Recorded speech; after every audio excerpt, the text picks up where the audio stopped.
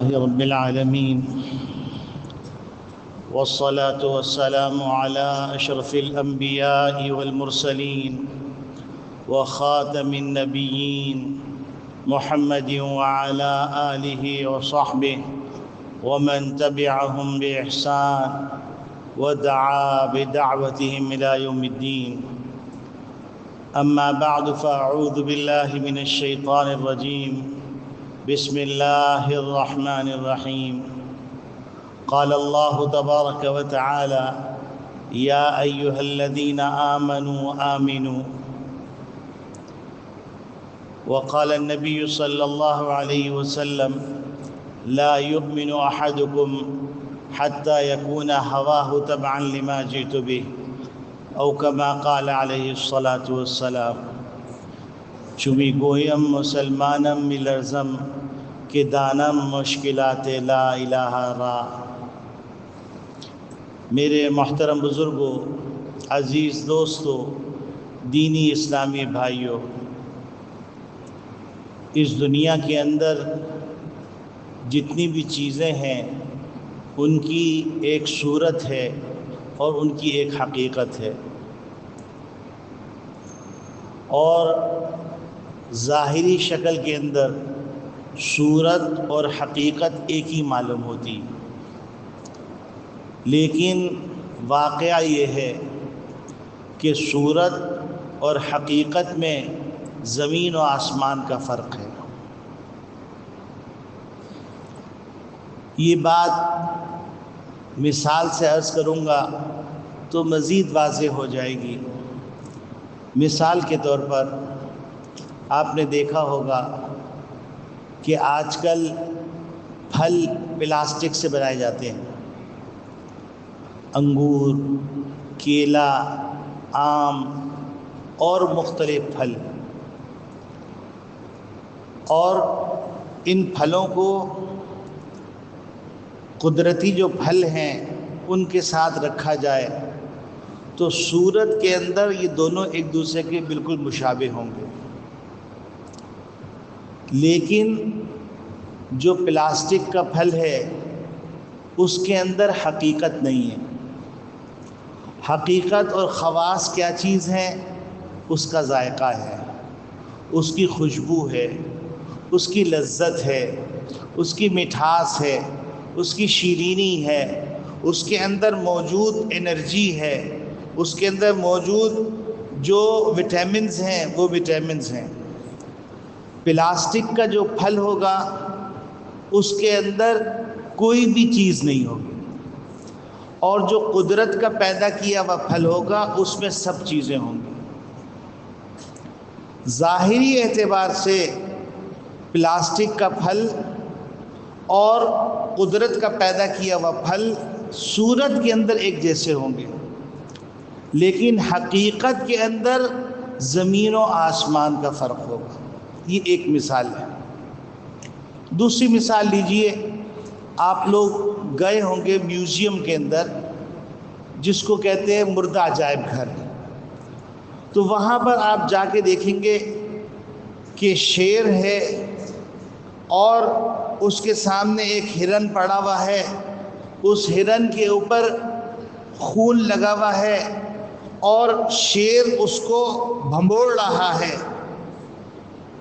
لیکن آپ اس شیر کو، جو بھس بھرا ہوا شیر ہے جس کے اندر شیر ہی کی کھال چڑھائی گئی ہے لیکن اندر حقیقت نہیں ہے، تو وہ شیر جو قدرت کا پیدا کیا ہوا شیر ہے، اس کی طاقت، اس کی انرجی، اس کے صفات، اس کی خصوصیات اس شیر کے اندر ہوں گی جو قدرت کا پیدا کیا ہوا ہے، اور وہ شیر جو کہ مصنوعی ہے اس شیر کے اندر کوئی مناسبت نہیں. یہ دو مثالوں سے آپ سمجھ سکتے ہیں کہ حقیقت اور صورت دیکھنے میں ایک ہوتی ہیں لیکن آپس میں ان کا کوئی موازنہ ہی نہیں، کوئی تناسب ہی نہیں، کوئی مماثلت ہی نہیں. یہ پہلا مقدمہ ہو گیا. دوسرا مقدمہ یہ آپ یوں سمجھیے جو مدارس کے طلبہ ہوتے ہیں وہ صغرا کبرا کو سمجھتے ہیں، حد اوسط کو سمجھتے ہیں، مقدم اول اور مقدم ثانی کو سمجھتے ہیں، تو ان کے اعتبار سے یہ بات تھوڑی ازراہ لطف ہو جائے گی کہ یہ پہلا مقدمہ ہو گیا۔ اب دوسرا مقدمہ کیا ہے؟ دوسرا مقدمہ یہ ہے کہ سورت جتنی بھی طاقتور ہو، حقیقت جتنی بھی کمزور ہو، جب سورت کا حقیقت سے ٹکراؤ ہوگا تو حقیقت غالب آئی۔ مثال کے طور پر ایک ہاتھی ہے بھس بھرا ہوا، ایک شیر ہے بھس بھرا ہوا، اور ایک معصوم سا بچہ ہے۔ اس شیر کی دم کے برابر بھی اس کی حیثیت نہیں ہے،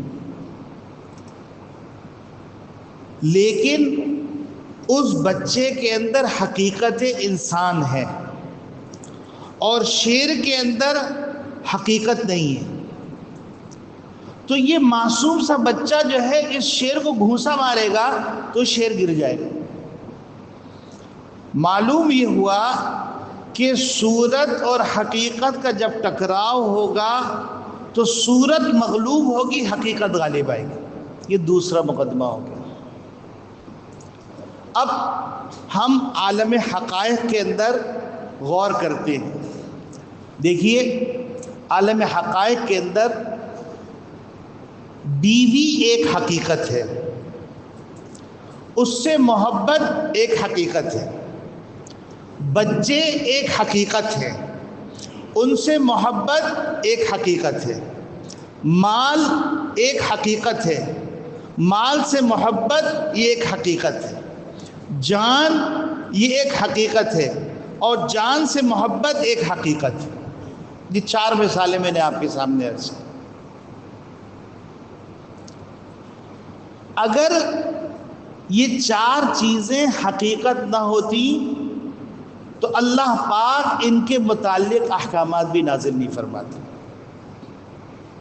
اللہ نے بیوی کے لیے بھی احکامات نازل فرمائے، بچوں کے لیے بھی احکامات نازل فرمائے، مال کے لیے بھی احکامات نازل فرمائے، اور جان کے لیے بھی احکامات نازل فرمائے، اور باقاعدہ پورے فقہ کی کتاب کے اندر ابواب ہیں، تربیت اولاد سے متعلق، حقوق زوجین سے متعلق، حسن معاشرت سے متعلق، مال سے متعلق، اور جان سے متعلق۔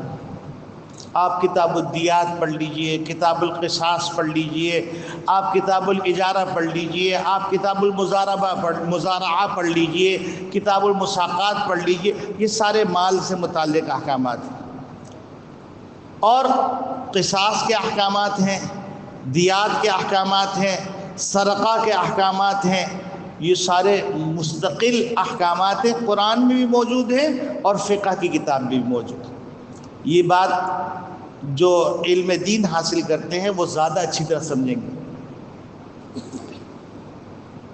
اب یہاں پر جو سمجھنے کی بات ہے کہ جب یہ چار چیزوں کی ایک حقیقت ہے تو کیا ایمان کی ایک حقیقت نہیں ہوگی؟ یقیناً ایک ہے مسلمان اور ایک ہے اسلام، ایک ہے ایمان اور ایک ہے مومن۔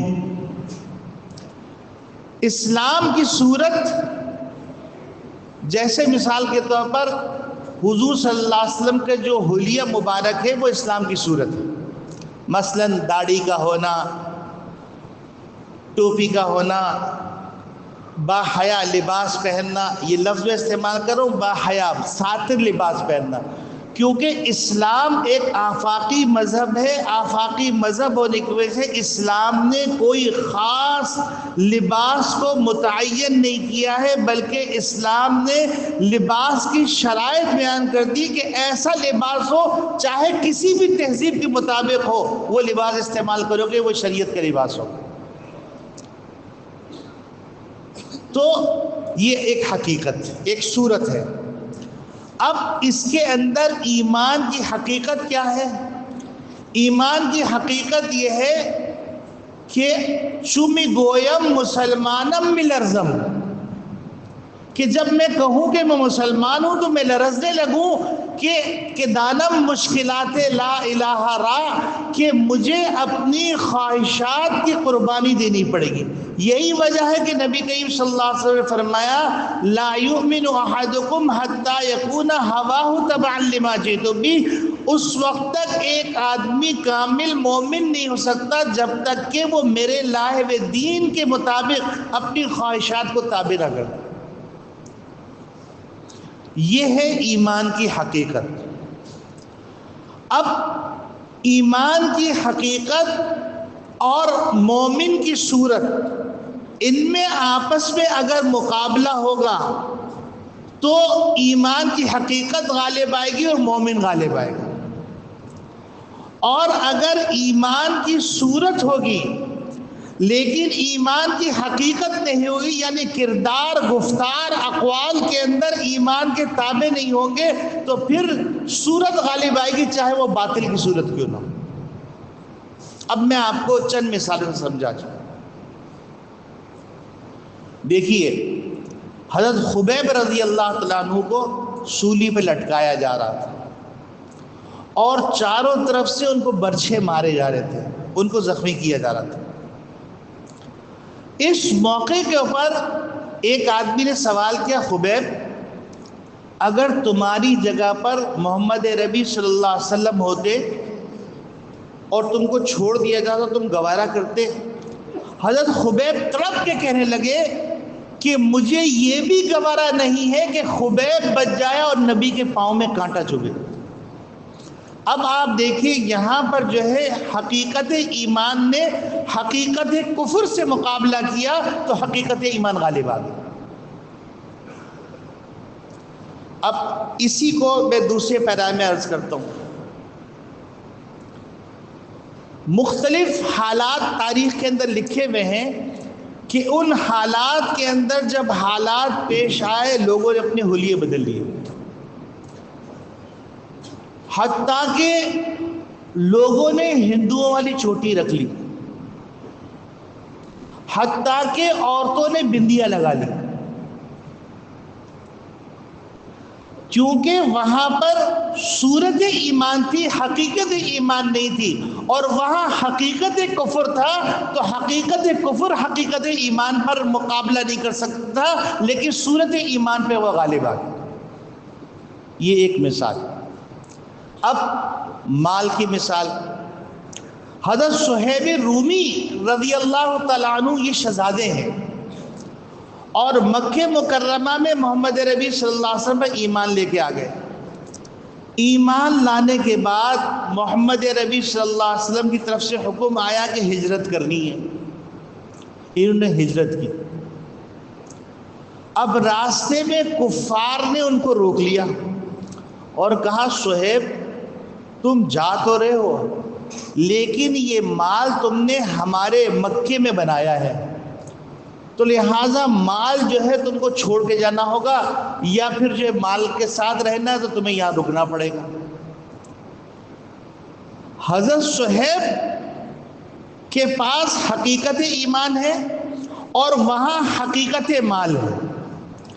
حضرت صہیب کہتے ہیں کہ نبی کے خاطر ایسے ہزاروں مال قربان، مال اپنے پاس رکھو، میں اپنے نبی کے دیدار کے لیے جا رہا ہوں۔ اب آپ دیکھیے مال کی حقیقت ہے اور ایمان کی حقیقت ہے۔ جو صہیب رضی اللہ تعالیٰ عنہ ایمان کی حقیقت سے مالا مال تھے تو انہوں نے مال کی حقیقت کو قربان کیا اور وہ روانہ ہو گئے۔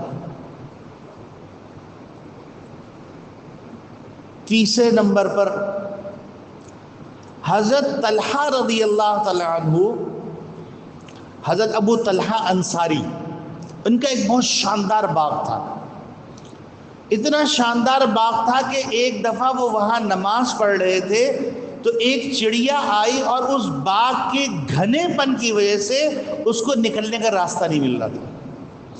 تو ابو طلحہ انصاری رضی اللہ تعالیٰ عنہ کے سامنے یہ واقعہ آیا تو ان کی توجہ نماز سے ہٹ گئی. تو نماز سے فارغ ہونے کے بعد انہوں نے کہا کہ میری حقیقت ایمان کے مقابلے میں حقیقت مال کا ٹکراؤ ہوا، لہذا میں سارا مال اللہ کی راہ میں قربان کرتا ہوں. یہاں پر دیکھیے کہ مال اپنی پوری کر و فر کے ساتھ تھا اور ان کی نماز اپنے پوری حقیقت کے ساتھ تھی. تو ان کی نماز نے گوارا نہیں کیا کہ حقیقت مال کے اوپر حقیقت ایمان مغلوب ہو جائے، غالب ہونی چاہیے، انہیں صدقہ کر دیا. اب یہاں تک تو بات واضح ہو گئی کہ ایک طرف حقیقت ایمان ہوتی ہے، ایک طرف صورت ایمان ہوتی ہے، ایک طرف حقیقت کفر ہوتا ہے، ایک طرف حقیقت ایمان ہوتا ہے. حقیقت ایمان کا حقیقت کفر سے جب ٹکراؤ ہوگا تو حقیقت ایمان غالب آئے گی، اور حقیقت ایمان کا اگر ٹکراؤ ہوگا یا حقیقت کفر کا ٹکراؤ ہوگا صورت ایمان کے ساتھ تو حقیقت کفر غالب آئے گی. یہ ضابطہ ہے. اور اس ضابطے کی دلیل کیا ہے؟ اس ضابطے کی دلیل ہے والعاقبۃ للمتقین. اور بھی بہت ساری آیات ہیں، ان میں سے ایک آیت میں نے آپ کے سامنے تلاوت کی، یا ایھا الذین آمنوا آمنو، اے ایمان والو ایمان لے آؤ. اب انسان سوچتا ہے کہ یا اللہ ایمان والوں کو خطاب کیا جا رہا ہے کہ تم ایمان لے آؤ دوبارہ سے، یعنی مطالبہ یہ کیا جا رہا ہے کہ اے ایمان والو جو تم الفاظ کے اندر ایمان لا چکے ہو، جو عقائد کے اندر ایمان لا چکے ہو، اس کو اپنے دل میں بسا لو. پھر تمہیں کتنی بڑی قربانی دینی پڑے وہ قربانی سے دریغ نہ کرو. تو میرے عزیزوں، اس وقت پورے عالم اسلام کے اندر مختلف آزمائشیں ہیں. اب آپ سوچئے، سونے کے ذخائر، پٹرول کے ذخائر سوڈان میں نکلے، وہ ذخائر جو کہ قوم کی ترقی کا باعث ہو سکتے تھے، وہ وسائل، وہ معدنیات جو قوم کی فلاح بہبود کے اندر استعمال ہو سکتے تھے، وہی اموال وہاں کے لوگوں کی زندگی کے ہلاکت کا باعث بن رہے ہیں. کیونکہ حقیقت مال ایک حقیقت ہے اور صورت ایمان کے اندر صورت حقیقت نہیں. تو اس کا نتیجہ کیا ہو رہا ہے؟ اس کا نتیجہ یہ ہو رہا ہے کہ کوئی کافر وہ حرکت کرتے ہوئے 10 دفعہ سوچے گا کہ زندہ انسانوں کو گھر کے اندر بند کر کے آگ لگا دی گئی، اور کرنے والے بھی صورت ایمان سے وابستہ ہے اور مقتول بھی صورت ایمان سے وابستہ ہے. حتیٰ کہ ڈورے جہاں سے ہل رہی ہیں، وہ ڈورے میں وضاحت نہیں کرنا چاہتا ہوں لیکن انتہائی تکلیف سے عرض کر رہا ہوں. حالانکہ اگر دیکھا جائے سوڈان کا ایک بڑا حصہ کاٹ کے کرسچن ملک قرار دے دیا گیا، اور جو بقیہ حصہ باقی ہے اس بقیہ حصے کے اندر کوئی پرایا نہیں، اپنے ہی ظلم و ستم کر رہے ہیں، اور ان کی ڈورے جو ہلا رہے وہ بھی اپنے ہی. تو یہ حالات ہم کو کہہ رہے ہیں یا ایھا الذین آمنو آمنو، اے ایمان والو جو تمہاری شکلیں ایمان کی ہیں اپنے اندر حقیقت ایمان پیدا کرو. اور جب تم حقیقت ایمان پیدا کرو گے تو پھر کیا ہے کہ کی محمد سے وفا تو ہم تیرے ہیں، یہ جہاں چیز ہے کیا لوح و قلم تیرے، پھر تقدیر تمہارے مطابق فیصلہ کرے گی. تم جب قدم اٹھاؤ گے تو دنیا تمہارے قدم پہ قدم رکھ کے چلے گی. جب تم قدم اٹھاؤ گے اور تم جب بولو گے تو تمہارے بول کے ساتھ دنیا کھڑی ہوگی. جب تم سوچو گے تو تمہاری سوچ کے ساتھ دنیا کھڑی ہوگی. جب تم دیکھو گے تو تمہاری آنکھ کے ساتھ دنیا دیکھے گی، تمہاری آبرو کا خیال کرے گی۔ اللہ رب العالمین کی طرف سے کوئی کمی نہیں ہے۔ آپ حیران ہوں گے، دنیا کی انتہائی سمندری بندرگاہیں، حساس بندرگاہیں، 5 کی 5 بندرگاہیں، جس سے 80% تجارت دنیا کی ہوتی ہے، وہ مسلمانوں کے پاس ہے۔ معدنی ذخائر مسلمان ملکوں کے پاس ہیں، زرعی ذخائر مسلمان ملکوں کے پاس ہیں، افرادی قوت مسلمانوں کے پاس ہے، قیمتی بازار مسلمانوں کے پاس ہے، لیکن آج مسلمان نہیں۔ تو میرے عزیزوں، میں یہ عرض کر رہا ہوں کہ اللہ رب اور میں سب سے عرض کر رہا ہوں، یعنی عوام سے بھی، رعایا سے بھی، حکمرانوں سے بھی، کہ میرے عزیزوں، میرے محترم، اللہ رب العالمین نے پاکستان کے اندر ایسے معدنی ذخائر رکھے ہیں، ان معدنی ذخائر کے اندر کہیں کوئی طاقت سوڈان والی حرکت نہ کر دے کہ قاتل بھی ہم ہوں، مقتول بھی ہم ہوں۔ اور میرے عزیزوں، اللہ رب العالمین نے جتنا مقدر میں لکھا ہے وہ مل کے رہے گا، کوئی مائی کلام اس کو چھڑا نہیں سکتا، لیکن اپنی مقدر سے زیادہ کی کوشش کرو گے تو تباہی بربادی آئے گی۔